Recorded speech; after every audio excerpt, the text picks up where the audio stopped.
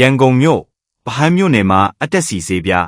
ကတမင်းနဲ့ဟပ်ပီးဝေါ်ရာအပါအဝင်စိတ်ပြောင်းဆေးဝါးတွေဖမ်းဆီးရမိခဲ့တယ်လို့ CCDAC မြန်မာကထုတ်ပြန်ထားပါတယ်။ဩဂုတ်လ22ရက်နေ့ည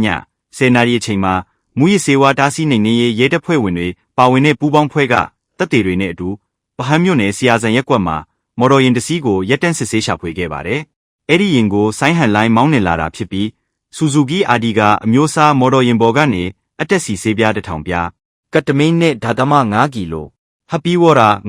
9.95ကီလိုနဲ့ဟပ်ပီးဝေါ်ရာပါရှိတဲ့ဘိတ်ခေါင်း250ခုတို့ကိုတွေ့ရှိသိမ်းဆည်းရမိခဲ့ပါတယ်။ဖမ်းဆီးရမိတဲ့မူရစ်ဆေးဝါးနဲ့စိတ်ပြောင်းဆေးဝါးတွေဟာဒေတာဂါလတန်ဖိုးနဲ့စုစုပေါင်းငွေကျပ်9000ခုနှစ်ရတန်ဖိုးရှိတယ်လို့သိရပါတယ်။အဆိုပါဖြစ်စဉ်နဲ့ပတ်သက်ပြီးအသက်30နှစ်အရွယ်ဆိုင်းဟန်လိုင်းကိုဗဟန်းမြို့မှာရဲစခန်းမှာမူရစ်ဆေးဝါးနဲ့စိတ်ကိုပြောင်းလဲစေရဲ့ဆေးဝါးများဆိုင်ရာဥပဒေအရအမှုဖွင့်အရေးယူထားပြီးဆက်ကွင်းဆက်တွေကိုဆက်လက်ဖော်ထုတ်နေရလို့CCDAC မြန်မာကထုတ်ပြန်ထားပါတယ်။